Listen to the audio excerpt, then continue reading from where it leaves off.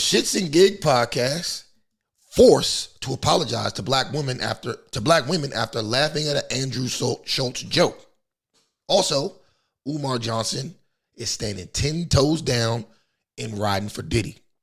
Also, we're going to discuss how the Democrat Party is selling out its own cities just to gain more power. All that and more on episode number 87 of Up to Speed with Trip Simpson. The following program is rated TV MAL. It contains strong language and is intended only for mature audience. Allow me to reintroduce myself. My name is Art. A to the RT. So many niggas want beef, go to Arby's. Not too many rappers in this game that can stop me feeling cocky. Cause my flow hella stocky. Yeah, and I does this shit. Flow sick, something like when your two cousins kiss. Ill. And y'all niggas know who run this shit. They out of breath. Tell the coach I need 100 bricks. Let me cook them in the oven quick. Take them out when these percussions kick. Yeah, and it was never really a discussion, kids. Trade you to another team like the Russians did. Whoa, what a bitches that be sucking dick. Hit me up, you know I love that shit. Yeah. And it's all gold when I touch that bitch. Pass it to me, watch me clutch that shit. Swish, swish.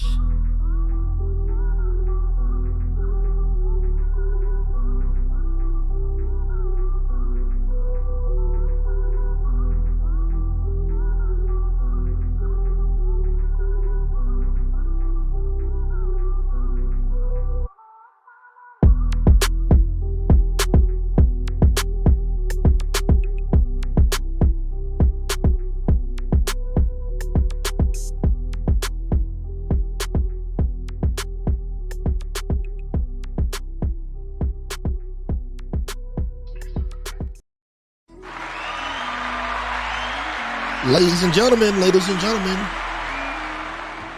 welcome back to another episode of Up to Speed with Trip Simpson. I am your host, Trip Simpson, in the building. The first of his name, Lord of the Seven Kingdoms and Protector of the Realm. That's right.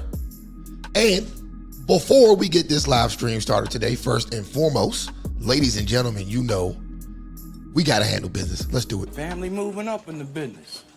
I know you're gonna look after family. What family you talking about, Ice? Fuck, I look invisible, nigga. That's right, I am not invisible. So do me a favor, if you're watching live on YouTube, hit that like button, hit that share button. If you are watching live on X, formerly known as Twitter, hit that heart button, hit that retweet button for me.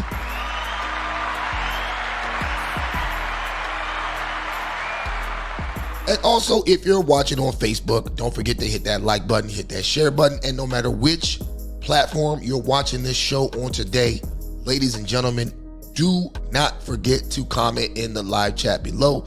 Help me get this video off in the algorithm. And if you're feeling generous, you can hit me on the Cash App, Trippin' Ain't Easy TV, or you can hit me on the Super Chat at the bottom of your screen. All right. Let's get it. Got a lot of topics I want to talk about tonight. But I think I want to start with this whole immigration situation. Okay? I also want to talk a little about Umar Johnson and Diddy. And I want to talk about this situation with the Shits and Giggles podcast. They were on the Flagrant podcast with Andrew Schultz. Andrew Schultz made a joke, and he made a joke about black women. The Shits and Giggles guys laughed at it, and then they were forced to apologize. All right? They were forced to apologize. So first, like I said, I want to get into this whole immigration thing. So I was scrolling through X this morning, and I came across this very alarming post from Fox News correspondent Bill Milligan. Apparently, the Biden administration has been cooking the books a little bit on its reporting of illegal immigrants crossing over into the country. Now, while it's true that the number of illegal crossings have decreased somewhat, there's also an influx in so-called lawful crossings that most people would deem questionable at best. So real quick, I want you guys to check this out. Let's get it.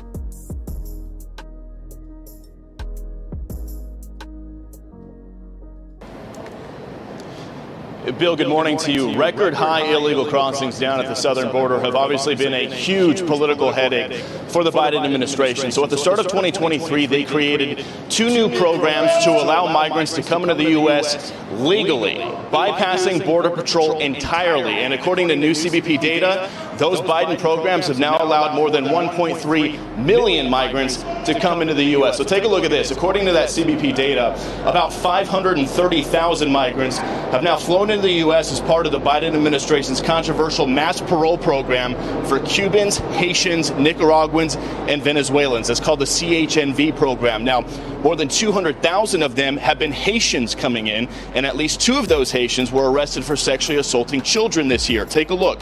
So real quick, let me just explain to you guys what's going on in case you aren't following. So while the Biden administration has been boasting about cutting the number of illegal crossings back, what they've been doing in the meantime is they started these 2 programs, which basically let a whole bunch of illegal immigrants in based on asylum and other factors that aren't really true. Most of these immigrants are lying about their asylum status because the program is that easy to get in. So that's the problem here. That's the problem. While they're trying to say they're cutting back on illegal border crossings, they're letting over still millions and millions, as Trump would say, millions and millions of unvetted illegal immigrants in, quote unquote, legally. Let's go. Earlier this month, Haitian national Akeem Mark Desire was arrested for allegedly molesting a 10-year-old boy in Massachusetts. He first flew into the U.S. as part of the CHNV parole program in June of 2023. Then back in March, another Haitian national, Corey Alvarez, was arrested for aggravated child rape. That's after prosecutors say he raped a girl in a migrant hotel outside of Boston. He also flew into the U.S. as part of the CHNV parole program back in June of 2023. Now, there's a second program. According to CBP data, since January 2023, more than 800,000 migrants have now been allowed into the U.S. via the Biden administration's use of the controversial CBP One cell phone app. That allows migrants to book a... So do you guys hear this?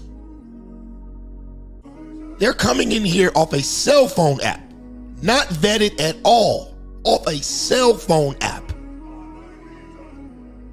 800,000 off this app alone since January, off a cell phone app. You don't even need to illegally cross the border. You can download the cell phone app and claim asylum from an app, and they'll fly you right on into the country, into the city of your choice. This is crazy. Let's go. Appointments at ports of entry to be released into the U.S. That includes nearly 45,000 migrants last month alone, an average of nearly 1,500 migrants coming in every single day. And this year, Kenal Baptiste, a Haitian national who came into the U.S. in July 2023 via that cell phone app, was arrested in New York and charged with a double murder after he allegedly stabbed 2 men to death. And back out here live, these 2 programs combined together have been bringing in roughly 70,000 to 80,000 migrants every single month. And those migrants are not counted in Border Patrol data because they are not illegal crossings. So yes, Border Patrol numbers have been down significantly this year, but those numbers are not a true reflection of the amount of people who are being allowed into the country. Wow. Bill, we'll send it back to you. Okay, Bill, thanks. So there we have it. There we have it. That is completely ridiculous. Now, real quick, I also want to read a tweet he followed up with after this video, kind of breaking down the problem into more detail. So real quick, let me get that tweet up. Stay on it. I know you. Let me get that tweet up, and then we'll go from there. All right, give me a second, people. Give me a second.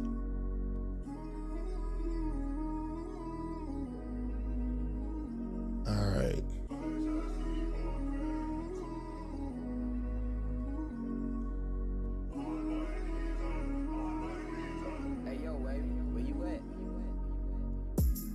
Give me 1 second. All right, here we go. All right, so let's read this.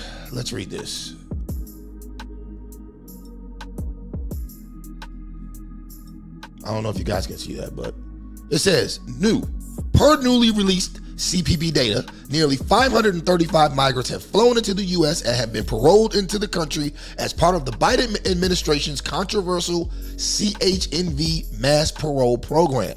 Additionally, approximately 1,813,000 migrants have scheduled appointments via the CPP-1 app at ports of entry to be released into the U.S.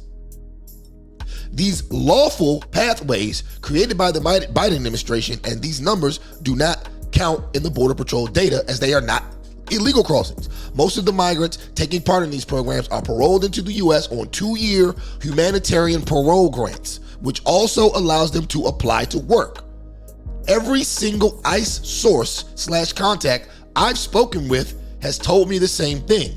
They do not have the manpower or resources to find and deport such a large population of people if they overstay their 2-year grants.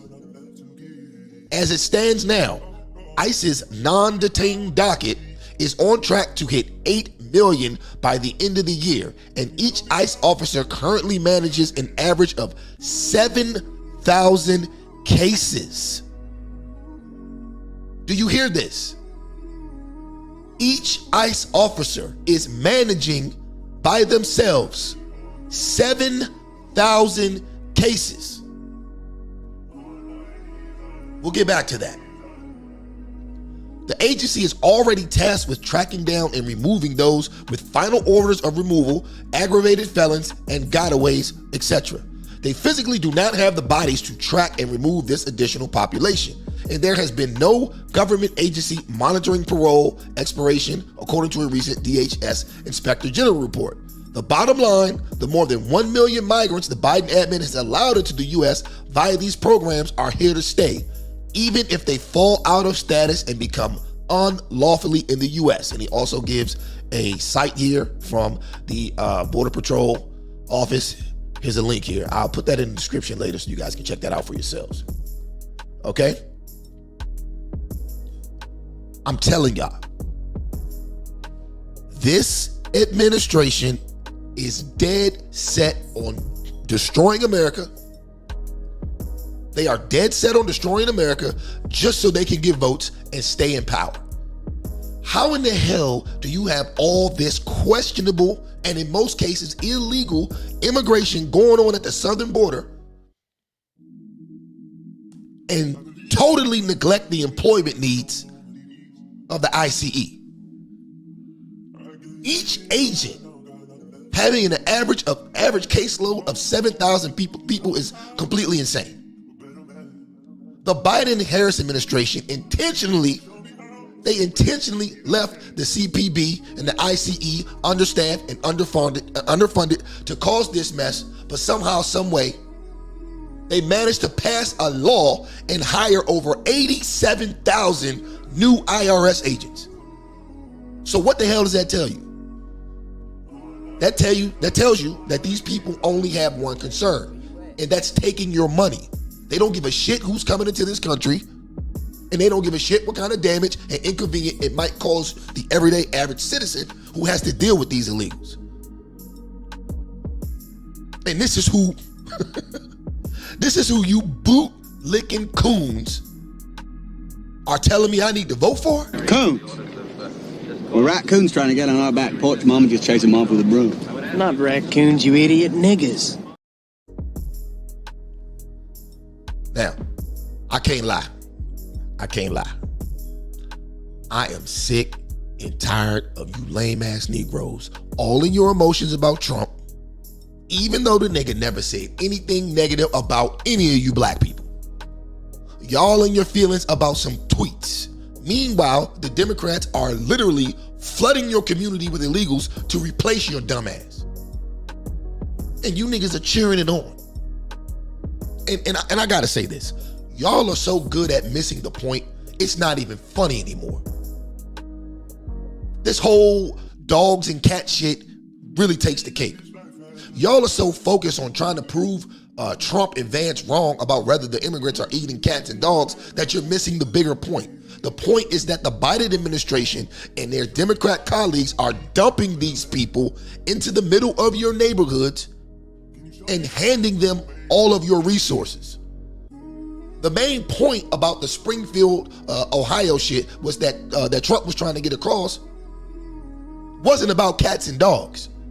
It's about the fact that they dumped 20,000 Haitians in a town of 60,000 people and completely disrupted the flow of the entire community.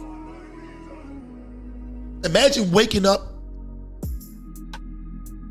in your little town that's only equipped to handle 50 or 60,000 people at best, and realizing that the government just dumped 1/3 of the population onto the city. 1/3 of the population consisting of people from a whole nother country that know absolutely nothing about how your society operates.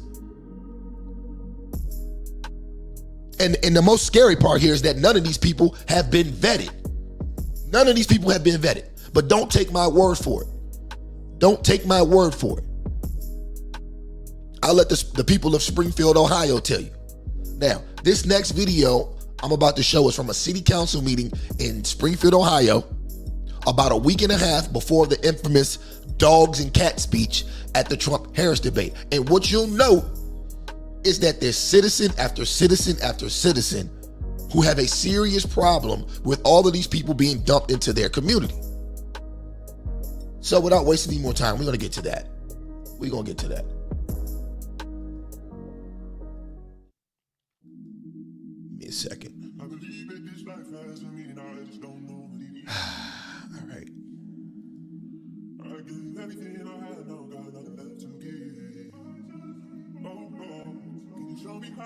Let's get to it.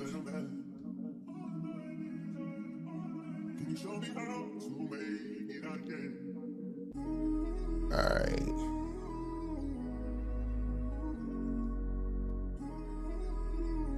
I'm done with what I'm seeing. It is so unsafe in my neighborhood anymore. I have the homeless that were trying to camp out, and I have made concessions with them, and I try to help them the best I can to keep them from trying to squat on my property. But it is so unsafe. I have men that cannot speak English in my front yard screaming at me, throwing mattresses in my front yard, throwing trash in my front yard. And I can't. Look at me, I weigh 95 pounds. I couldn't defend myself if I had to. My husband is elderly, and last night, after living in this home for 45 years, he said, Noelle, guess what? It's time to pack up and move. He said, we can't do this anymore. He said, it's killing both of us mentally. I don't understand what you expect of us as citizens. I mean, I understand they're here under temporary protected status, and you're protecting them, and I understand that our city services are overwhelmed and understaffed, but who's protecting us? If we're protecting them, who's protecting me? I want out of this town. I am sorry. Please give me a reason to stay. You guys are just sitting up there and suicide. Like, I really challenge you guys to get out here and do something. These Haitians are running into trash cans. They're running into buildings. They're running into... They flipping cars in the middle of the street. So, and what this gentleman is speaking about, he's basically saying that the Haitians that are coming there are driving. Now, I don't know if any of you guys ever been to Haiti, but the roads in Haiti and the roads in Ohio are not the same. And the people are driving around in Ohio like they're in Haiti, and they're getting into accidents everywhere. So that's what he's speaking of when he says they're running into trash cans and they're running into buildings and they're flipping cars in the middle of the street. And I don't know how, like, y'all can be comfortable with this. Like, I don't know, like, who's getting paid from it. I honestly feel like someone's getting paid from it in the background. You got a bunch of people on a bus getting dropped off at a gas station to come down here. I know a single mom that FaceTimed me this morning at the welfare office that really need something. And it's nothing but immigrants over there. They're in the park grabbing up ducks by their neck and cutting their head off and walking off with them and eating them, like, and it's going to get bigger and it's only going to get worse. And y'all sitting up there in these chairs, all y'all need to get out here and do something. Y'all making hundreds of thousands of dollars. Y'all need to put on a t-shirt and some Crocs, and then y'all need to come out here in these streets and y'all need to go out here. They're not going to do anything because they've been instructed to do this. This is what the people don't understand. This is the protocol for the Democratic Party. Joe Biden said this on his campaign when he was running in 2019. he said he planned on bringing 11 million immigrants into the country. And he's almost doubled that at this point. So at the end of the day, like, I feel sorry for these people and what they're going through, but at the same time, you guys voted for it. The town of Springfield, Ohio is almost all Democrat. And now they're getting what they paid for. And I'm out here before the police is. Like, y'all need to do something, bro. Y'all really gotta stand on business. Y'all getting paid all this money just to wear a suit and sit in a chair. I think it's crazy, bro. That's where they come from and that's what they do. That's their country. I don't know what they got going on over there, but they can't do that over here. And if y'all just getting paid from it and then y'all ain't doing nothing about it, I think that's super weird, bro. Y'all gotta stand on business. Y'all gotta really, like, step up. Like, it's lame, bro. Like, for real. Thank you for your comments. Thank you. Driving around Springfield, I was looking at the giant holes in some of our buildings. I noticed all of the old familiar spots bearing new signs in an unfamiliar language. I watched as groups of strangers walked around the city like lost tourists, and it was like a punch in the gut. A terrible sadness came over me, and I began to cry.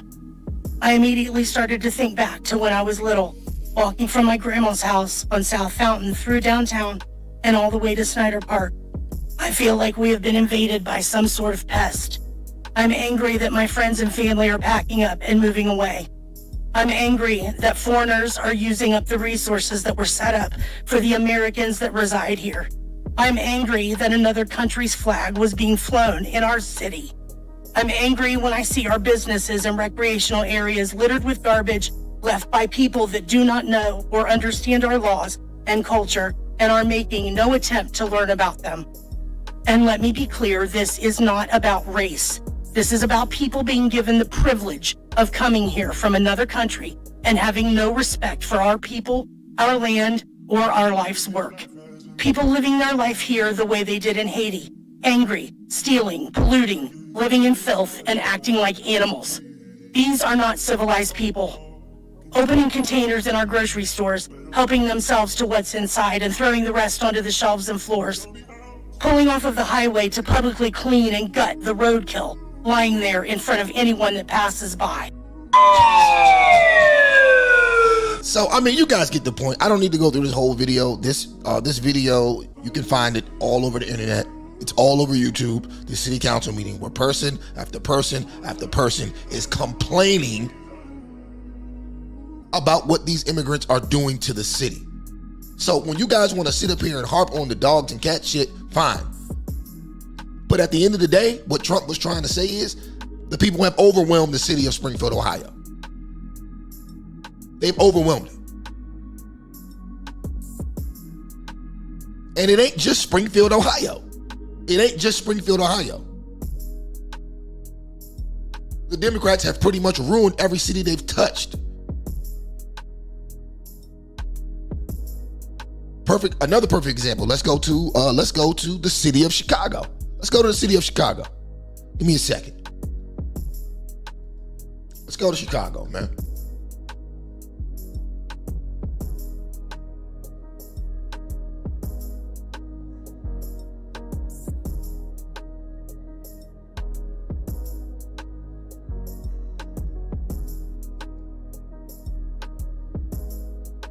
One second.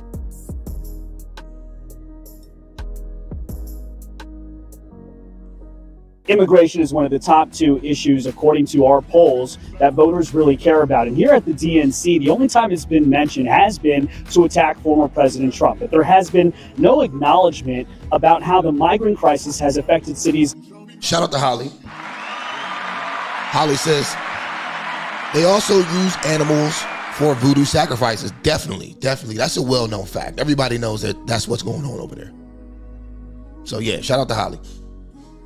Also, ladies and gentlemen, once again, if you're watching on YouTube, hit that like button and hit that share button.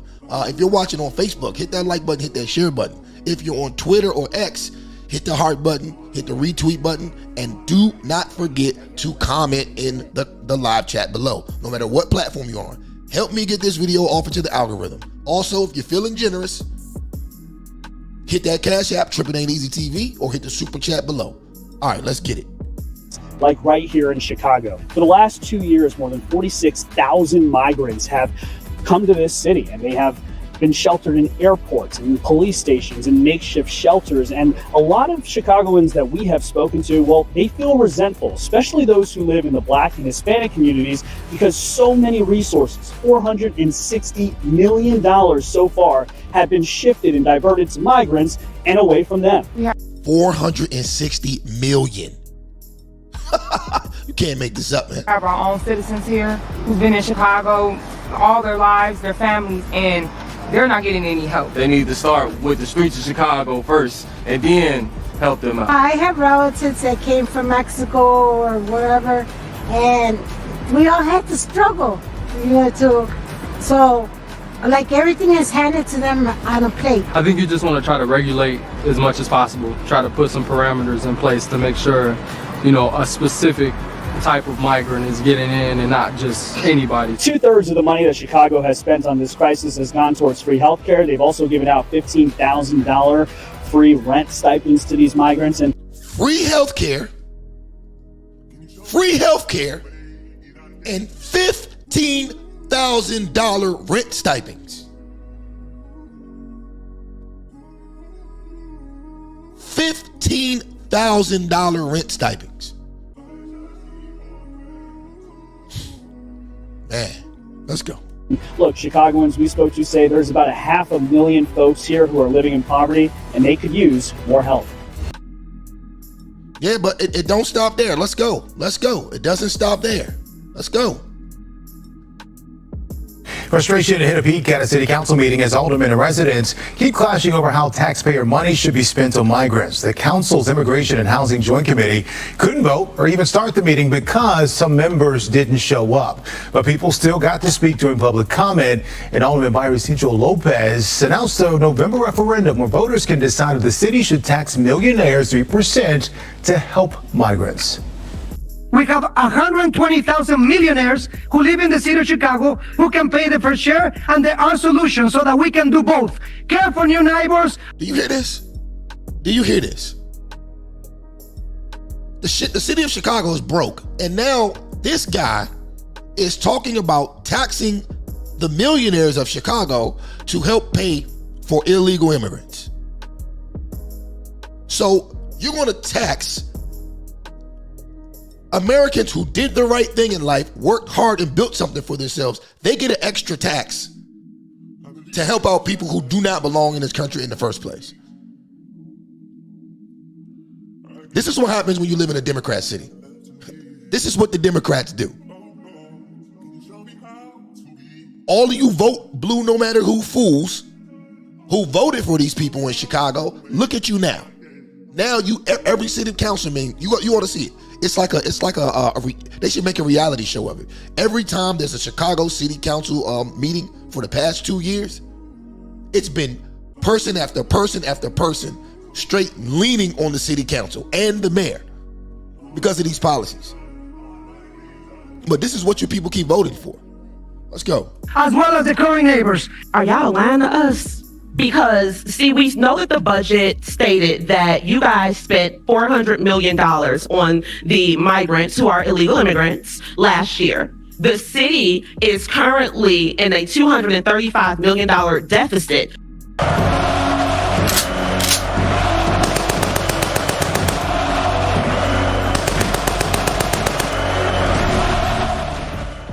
I'm going to play that back.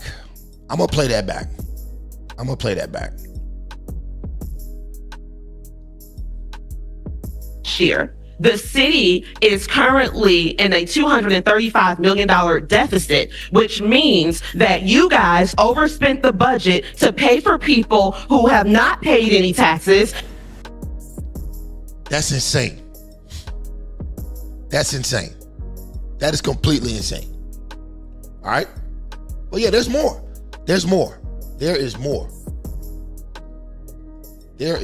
Let's get to it.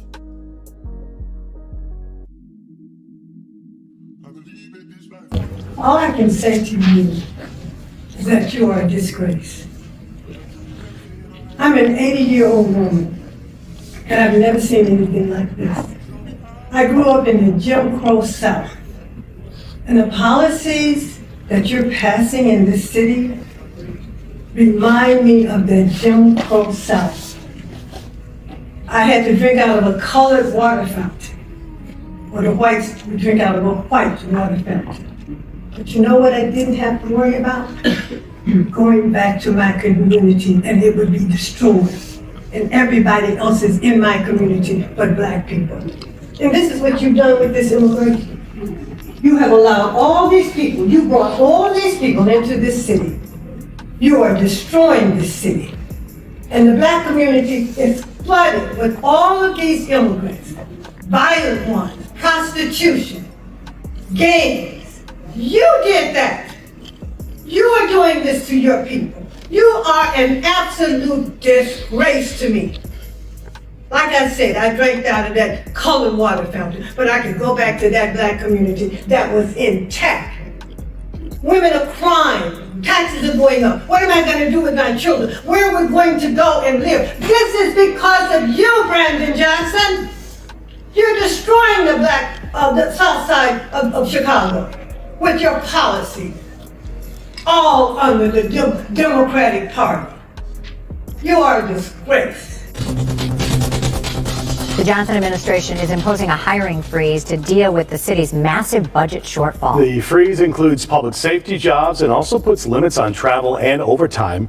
Eric Wong live at City Hall with a reaction from some aldermen. So in order to pay for illegal immigrants, they're going to cut hiring to police and fire, cut back on education, cut back on traveling, cut back on all these essential things that the city needs in order to pay for a bunch of people who don't belong here in the first place. This is what your people vote for. Let's go. Eric. Well, good afternoon. Many of the mayor's critics as well as allies agree with these cost-saving measures, at least for now, but they do plan on taking a very deep dive into the numbers very soon. Have we reached the crisis level, do you think? I think we are there, to be perfectly honest. I think we are there, and I believe that the mayor has the opportunity, if he chooses to take it, to have a truly transformative discussion on both our revenue and our spending. This is absolutely crazy, man. I'm gonna play this last video of one of the aldermen from Chicago talking about the $1 billion budget cap that they're currently experiencing right now.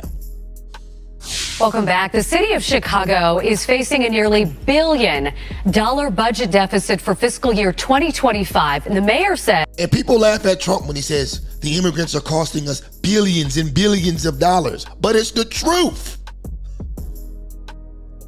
In Chicago alone, it's costing them billions of dollars. Literally. And y'all say Trump was crazy in debate the other day. Trump brought this up when they were talking about the economy.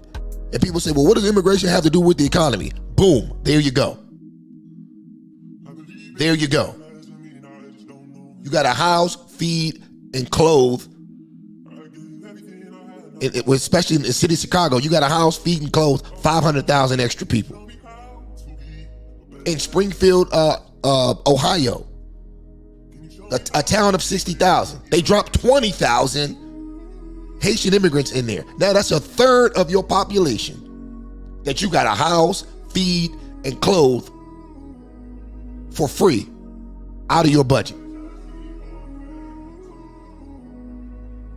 Let's go, man. As everything is on the table to fill that hole, like raising property taxes, a hiring freeze, and cuts to city services.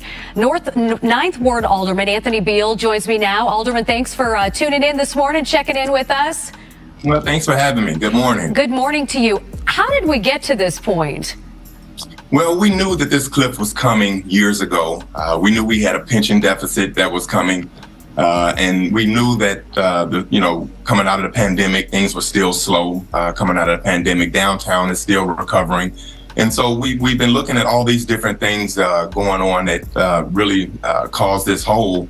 but we didn't do anything to prepare for it. We spent all the COVID money creating programs and creating additional jobs. And now that COVID money is running out, that's adding, more deficit to our revenue on a day-to-day basis. So we didn't do anything last year to raise property tax fees or fines or anything, and we just kind of punted last year, and that also added to this hole. And so it was a compound of really bad judgments that really got us here. It sounds like you're almost blaming yourself for this. Was it you? Was it the mayor's office? Who's to blame? Well, it wasn't me, because I voted against every budget the last 5 years. And so it was definitely the guidance of the administration that really pushes the agenda as far as our budgets are concerned. And so when you look at our budgets, it's the mayor's responsibilities to present us with budgets. And, I've been fighting tooth and nail about all these bad decisions that have been made. And it's just right now, it's not enough of us in the city council to, really right the wrongs that are going on. When you look at the fact that we spent $814,000 on a wrought iron fence during the pandemic, knowing that we have a deficit, why would you do something like that? Why would we spend over $600 million on migrants when you know we have a deficit?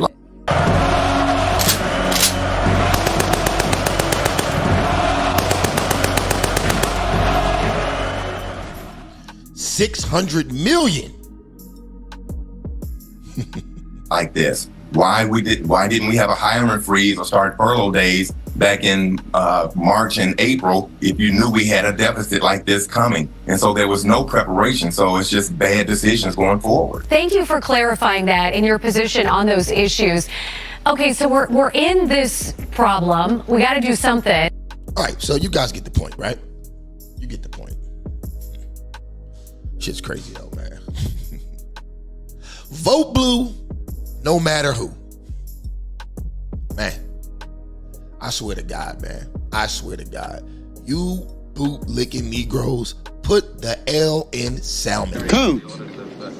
Well, raccoons trying to get on our back porch. Mama just chased them off with a broom. Not raccoons, you idiot niggas. But I ain't gonna be the dead horse, man.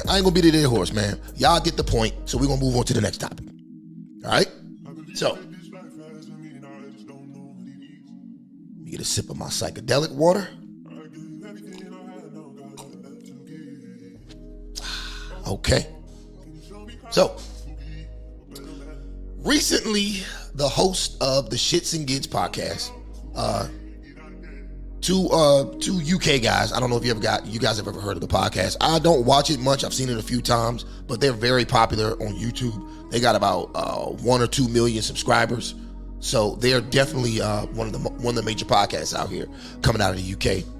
But anyway, they were on their US tour and they stopped by the Flagrant podcast with Andrew Schultz. And during the podcast, Schultz made a joke about black women, and somehow, some way, James and Fahad, the two guys who are on the show, had to apologize for laughing at the joke. So what I'm going to do is, real quick, I'm going to play what Andrew said, and then I'll play their apology, and then we'll get into the commentary. All right? So hold fast. Let's get to that video.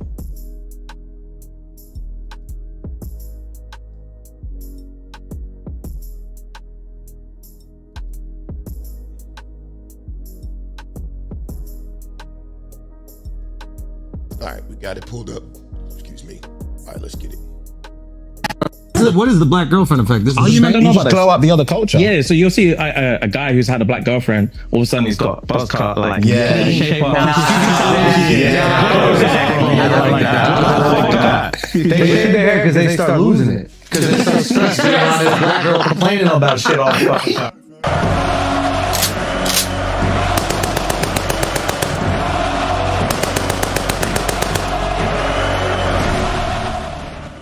Let's go back a little bit. Andrew Schultz is a savage, man. Let's go. I like that. They shave their hair because they start losing it. Because they start stressing around this black girl complaining about shit all the fucking time. That's why they gotta shave their hair. Nah, bro. White guys with black girlfriends, they grow beards because there's more cushion when they get slapped the fuck out of. That's hilarious. I think the black girlfriend effect.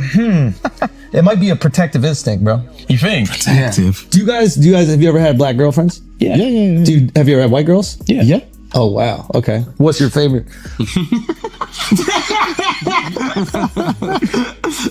We love them all. Yeah. Oh, really? We love them all. Yeah. That means white. Who gets that means white. No. Translation. Kendrick fans, get them! We love them all. That's royal English. All right, so there we have it. That's all they said. I mean, I don't see anything that serious about it. I mean, it was a joke. It was kind of funny. I mean, they laughed. But then they had to come out and apologize. Let's get to that. So here's the apology here. To today's episode, quick PSA, quick acknowledgement. So, if you know, you know. If you don't, that's fine. But we just wanted to address something that's happening at the minute. This past weekend, there's been a couple clips going around from when we did a session on the Flagrant podcast while we were on our US tour. And there were a few jokes made that were incredibly inappropriate. One specifically pertaining to black women.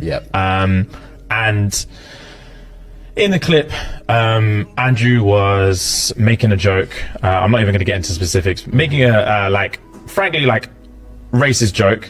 And we were laughing at it. And to give, there's first of all, before we get into like specifics or anything like that, obviously there's just literally no excuse. There is no excuse. Agreed. And fight or flight is a real right before thing. Like it is, fight or flight is a real thing, and it's so not easy to say, but when you're in those situations, you look at it through a lens of like, bro, if it was me, I promise you I'll stand up, I'll kick them cameras down, I'll smack homeboy in the face, I'll say this, I'll do that. But when you're in there, you're in shock. And all you want to do is move on. Move on is the fucking word, bro. All you want to do is fucking. Them niggas did not want to move on, man. Stop it, bro. Now they saying it's fight or flight. Bro, them dudes was ha, laughing. They thought it was hilarious. Now you copping a plea, talking about it was fight or flight. In real life, you wanted to kick the set down because you were so offended by it. Get out of here, bro. You can move on. Just move on to the next thing. Just move on to the next thing. There's and so like many we had to say a few times, bro, just move on. Just move on. So many different topics. We were like, move on. Yeah. It's not even like about pity laughs or anything, but we just wanted to get out of that situation. I'm trying to think, what did they expect from going on the Flagrant? It's called the Flagrant podcast. This is what they do. What did you expect? Don't go on the show if you don't expect to get flagrant. I mean, it is what it is. Let's go, man. Literally get out of that situation, keep the ball rolling, and we thought it was going to be more of like a bros chat. It ended up being something that's like really, really hurt people that look to us for support and look to us to feel protected. And protected is the main thing that I wanted to discuss, is that it is our duty to protect you guys. Facts. And it is definitely not a thing. Like, it is cool to be in that situation and, again, not be the ones to stand up and kick the cameras down. And we fucked it on that occasion. We did. It's not going to happen again. And it's about being human. It's about realizing that you don't know what you're prepared for. You don't know how to prepare for something you don't know that you don't know what's going to happen. Yeah. And once it's happened one time, you're like, fuck, all right. You learn from your mistakes, and that's literally learn from your mistakes. Yeah, we fucked it, and we're sorry. You definitely do apologize. It's, for me, like, it's all right, and that's enough, man. We don't have to go through their whole apology. We get the point. What I want to do is I want to play Schultz one more time, just so we can send this point home real quick. So let me go back to Schultz. All right. It doesn't look like they were that upset. They look like they were having a good time. What is the black girlfriend effect? This you don't know about blow up the other culture. Yeah, so you'll see a guy who's had a black girlfriend, all of a sudden he's got a buzz cut, like clean shape up. I like that. They shave their hair because they start losing it. Because they're so stressed around this black girl complaining about shit all the fucking time. That's why they gotta shave their Nah, head. bro. White guys with black girlfriends, They grow set- a beard they set because their dick there's up. more cushion when they get slapped the fuck out of. That's hilarious. I think You hear him? That's hilarious. They definitely thought it was funny, man. I can't believe they copped the plea like that. You're clearly on camera having a good time. I think the black girlfriend effect. It might be a protective instinct, bro. You think? Protective. Do you guys? Have you ever had black girlfriends? Yeah. Have you ever had white girls? Yeah. Yeah. Oh wow. Okay. What's your favorite?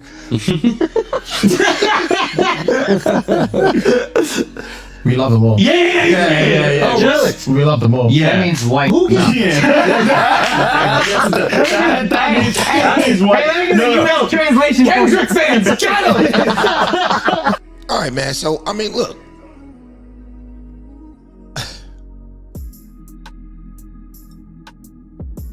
So, I mean, look. Let me get that screen over there. All right, man. So, look, there we have it. I'll say this. First off, they don't owe anyone an apology for laughing at a joke. And honestly, they kind of lose masculinity points from me for this one. Ain't no way in hell you're gonna force me to apologize for a joke I didn't even tell. Let alone, even if I would have told the joke, I still wouldn't have apologized.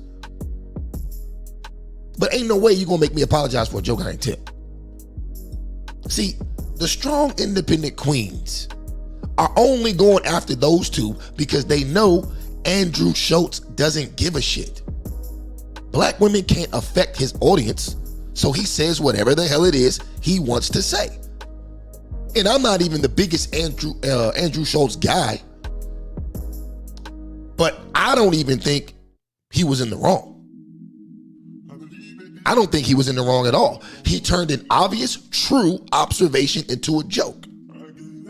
He turned an obvious, true observation into a joke. I mean, I hate to say it, but black women are notorious for acting out in aggressive, masculine ways, and oftentimes their significant other ends up on the short end of the stick. Pause. I got that thug in love.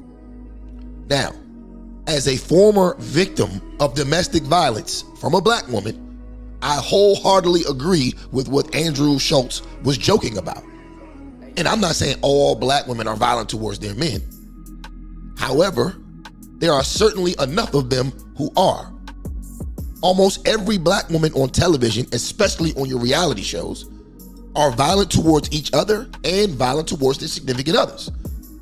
This is the reputation that they built for themselves. And when we try to call it out,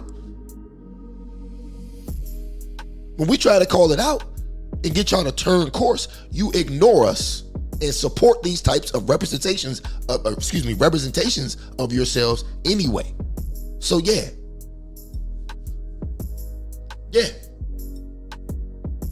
These niggas should have never apologized. And in my opinion, there's nothing racist about Andrew Schultz's joke. It's like niggas gotta constantly find some way to be the victim. You gotta constantly find some way to be the victim, and it's not working anymore. It's not working anymore. As I've stated time and time again, the race card has overdrafted. The race card is overdrafted. It is what it is, man. Now, speaking of the race card, let's talk about Umar Johnson. Dr. Umar Johnson has recently weighed in on the whole Diddy situation, and per usual, despite all of the evidence cited in the indictment, this is all the white man's fault. Now, before we get to Umar's recent take on the situation, I want to rewind back to a few months ago when Umar gave his 2 cents on the Diddy raid and the Cassie video. All right, so let's get to that. Give me 1 second.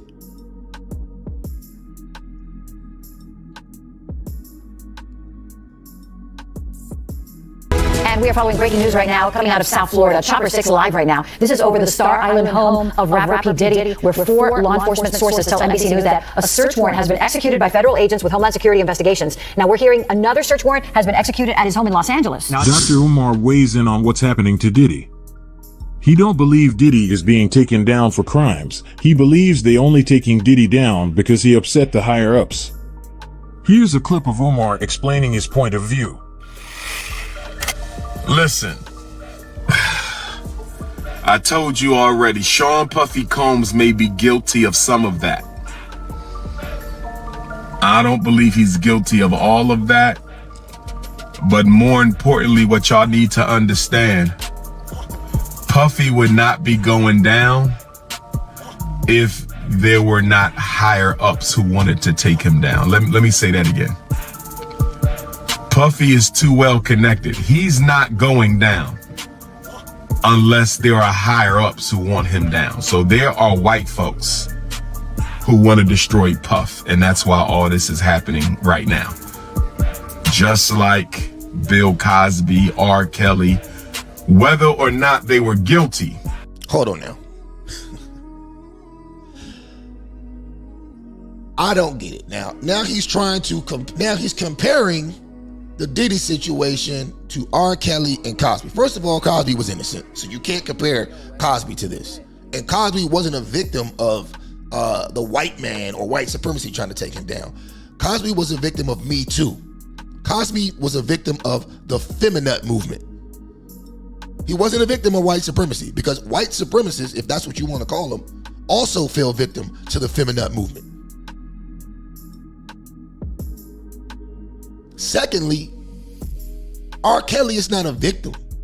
R. Kelly is not a victim. R. Kelly wasn't taken down because the white man wanted to take him down. R. Kelly was taken down because he, number one, he's on video defecating on a child.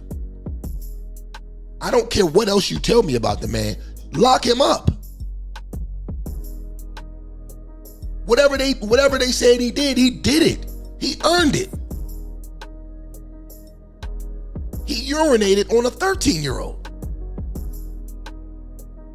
I don't understand these niggas, man, trying to garner support and what do you call it? Support and trying to make us feel sorry for these dudes. They don't deserve our compassion. Like I said, Bill Cosby was innocent, but R. Kelly, no, guilty. Guilty. Has nothing to do with the takedown, because many people are guilty. Let me say that again.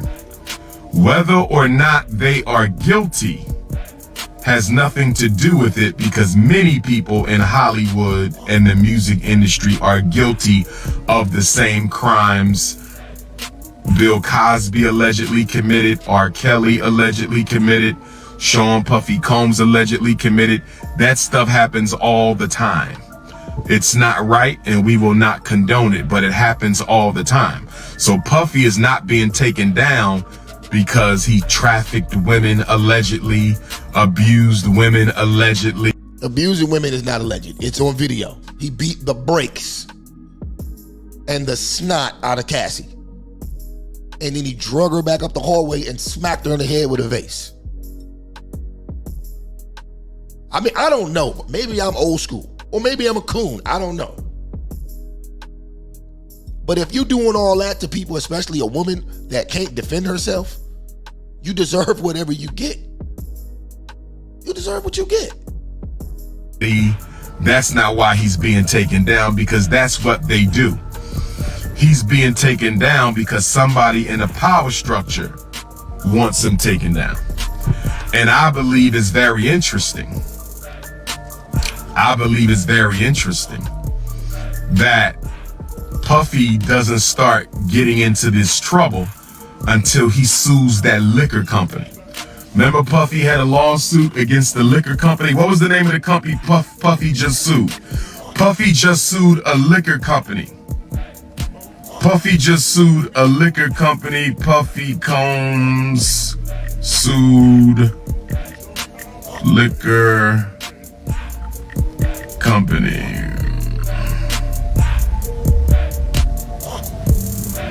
Diego, September 29th, 2023, Sean Puffy Combs sued Diego back in May, accused the It's Diageo, doctor. company of failing to invest resources into Ciroc and De Leon and treating them as urban products.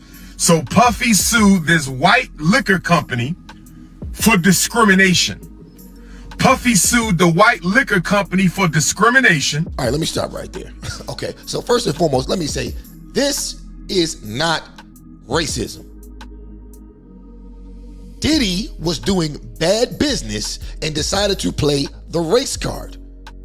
Diddy was doing bad business. If you read the documents of the court case, Diageo was tearing his ass up because they were showing how he didn't pay none of the money he was supposed to pay. He didn't put up anything, and he wanted more and more and more. And finally, they just got sick of him. So Diddy was doing bad business and decided to play the race card. He went dirty first, trying to get something that he wasn't. Oh, what do I mean? He went dirty. He went dirty by claiming the race card to try to win the lawsuit. And it's quite possible that it could have backfired on him. Puffy went low first, so maybe Diageo went lower. I don't think it has anything to do with racism. It's just business. If you're going to try to snake some money out of me, I'm going to have to handle you accordingly. So like I said, it's quite possible that his actions against Diageo definitely backfired on him, but I don't think it's racism. I think he should have thought about that before he decided to step on the big dog's toes. You got to think about, before you make a move on a big dog, you got to think about the blowback. Pause. I got that thug in love. I call it Fannie Willis syndrome. Fannie Willis syndrome. That's when you hop out there with a bigger opponent and forget about the skeletons in your own closet.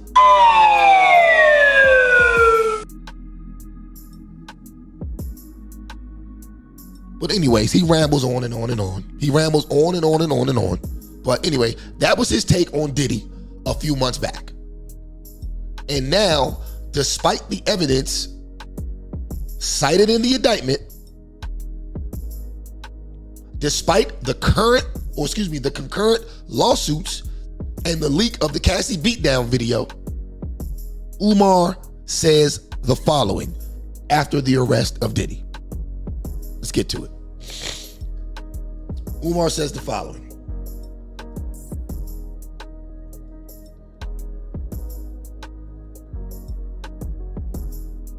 Can y'all see that? Umar says, "This shit is sad. If you think I'm celebrating this, then you lost your damn mind. Until I see some convincing evidence of sexual trafficking, this is just another white supremacist takedown of a black megastar." Now, what I'm trying to figure out is, how does Umar deem this as sad? How is it sad? Are you sad because you think Puff is a good man sitting in jail? Or are you sad because he's a guilty black man and is going to jail for something that you allege everybody else does? See, this is why I don't identify with the pro-blacks at any capacity. These people lack the capability of looking at any issue objectively. They lack the capability of looking at issues objectively and without a racial undertone. Diddy is behind bars because of his own actions, the same way Epstein and Weinstein eventually got there. And they got them first. Now, we know for a fact that Diddy abuses women. According to the feds, he also drugged innocent people and taped them having lewd sex acts to blackmail them. I mean, for goodness sake, this nigga had 1,000 bottles of baby oil and lubricant. Then there was the assault rifles with the scratched off serial numbers. I mean, the list goes on and on and on. Not to mention, there are a ton of witnesses and also video evidence. So I'm confused as to why Umar is taking such an awkward position. He's a race hustler. He's a race hustler that scammed his own race out of millions of dollars. So every chance he gets to do some more race hustling, it's just another day he gets to not talk about the school he's been allegedly supposed to open for the past 10 years and counting. But what do I know? So look, this is what I want to do.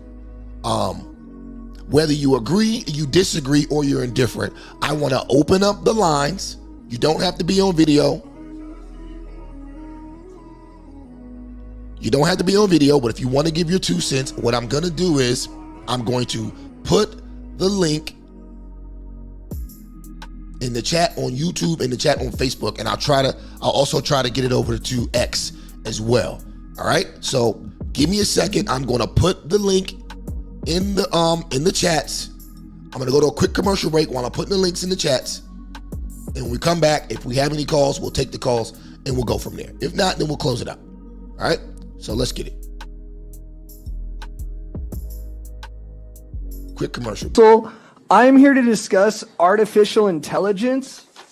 AI is going to take all of our jobs and render us useless. And I, for one, am stoked. I hate jobs. I had a job once and everyone there talked in weird voices. AI is going to 86 all of that. But we'll still need money. That is why I'm asking the government to step up and make sure we're breaded. We are proposing a small payment plan or small PP of $10G a month for every citizen so we can party and look hot and enjoy our free time. Now, we can't afford to just sit back and have AI bust through and not have a plan. We got to make sure people have food and houses so we can party and rage in peace. So instruct AI to pay all of us, and then you dudes can retire gracefully before you get replaced, and we'll see you at the beach. Violent crime is surging in Louisiana. Woke leaders blame the police. I blame the criminals. A mom should not have to look over her shoulder when she's pumping gas. I voted against the early release of violent criminals, and I opposed defunding the police. Look, if you hate cops just because they're cops, the next time you get in trouble, call a crackhead. I'm John Kennedy, and I approve this message.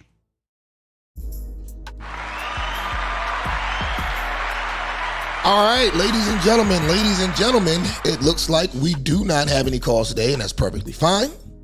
I can get on with this beautiful day. Would like to real quick thank everybody that came out on Twitter today.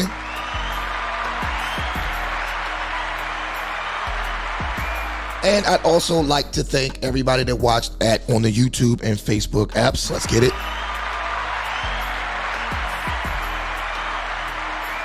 And always remember, if you're watching on the playback, remember, whether you agree, you disagree, you're indifferent, always leave a comment in the comment section below.